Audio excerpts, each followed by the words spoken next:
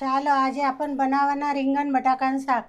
એના માટે આપણ છે ને 4 થી 5 રીંગણ મોટા મોટા કાપી લીધા છે અને મીઠાના પાણીમાં બોળી દીધા છે. આ એકથી દોઢ બટાકો લીધેલો છે મેં. અને એક નાનું ટામેટું લીધેલું છે, લીલું મરચું લીધેલું છે, ધાણા લીધેલા છે, સિંગદાણાનું કૂટ લીધેલું છે, હિંગ લીધેલું છે, આપણ ચપટી હળદર લીધેલી છે, ધાણા જીરું લીધેલું છે, કશ્મીરી મરચું લીધેલું છે, જીરું લીધેલું છે, આ ગરમ મસાલા છે, અદરક લસણની પેસ્ટ છે અને સ્વાદ અનુસાર મીઠું છે. ચાલો આપણ કેવી રીતે હવે રીંગણ બટાકાનું શાક બનાવવાનું એ તમને મેં હવે બતાવું. ચાલો હવે આપણ ગેસ ચાલુ કરીએ છીએ.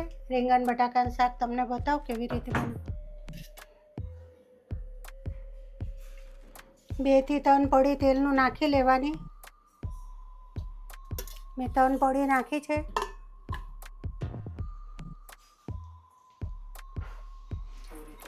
તેલને છે તો સારી રીતે તપવા દેવાનું.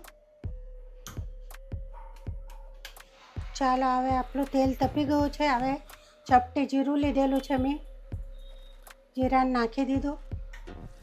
જીરાને સારી રીતે તરવા દેવાનું.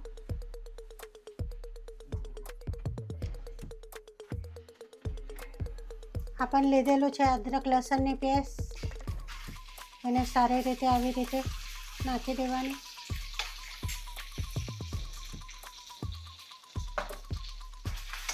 આવી રીતે સોતારી કાઢવાની. એને તો સોતરે ના તો સારું લાગે, સોતરાઈ જાય તો. હવે આપણે લઈ લેશે લીલા મરચાંની પેસ્ટ. લીલા મરચાંની પેસ્ટ તો આપણા ગુજરાતી લોકોને ઘરમાં હોય નહીં હોય. લીલા મસાલો આપણે બનાવેલો જ હોય.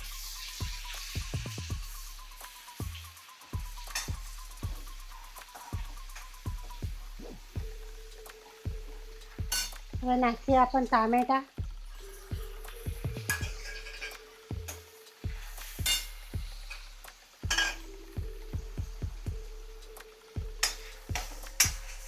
ટામેટાને સારી રીતે સોતરવા દેવાનું.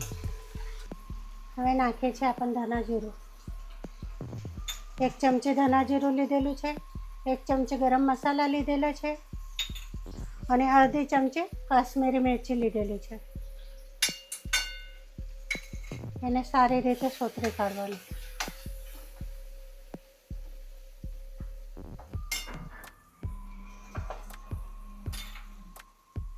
હવે આપણે નાખીએ રીંગણ.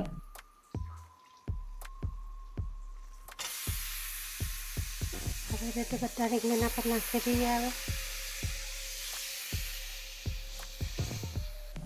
મેં 1 બટાકા લીધેલું છે. તમે બટાકા વધારે ખાતા હોય બટાકા વધારે નાખી શકો. આવી રીતે હવે બધું શાકને સોતરી કાઢવાનું તેલમાં, મસાલામાં. ગેસ ફૂલ જ તાપ પર છે. હવે નાખી દઈએ આપણે સિંગદાણાનો કૂટ.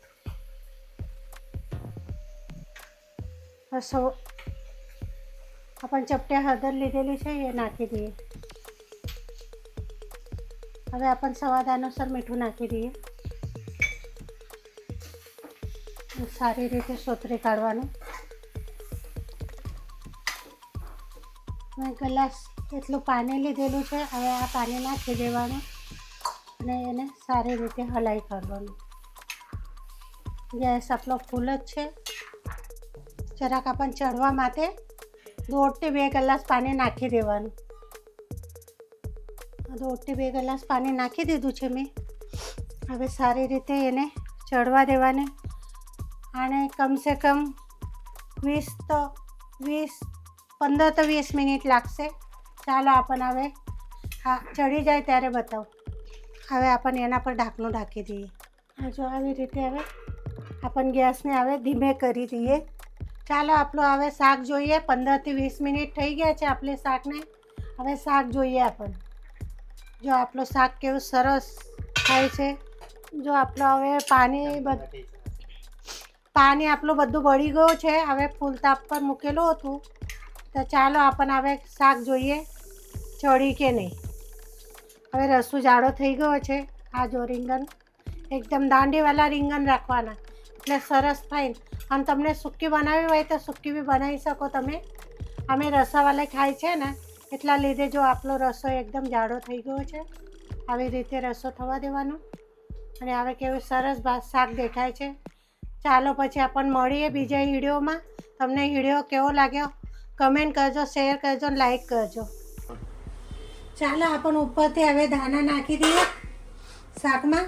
આવી રીતે આપણને દાણા ધોઈને મૂકેલા જ હતા. આવી રીતે શાકને સરસ રીતે દાણા નાખી દીધા છે.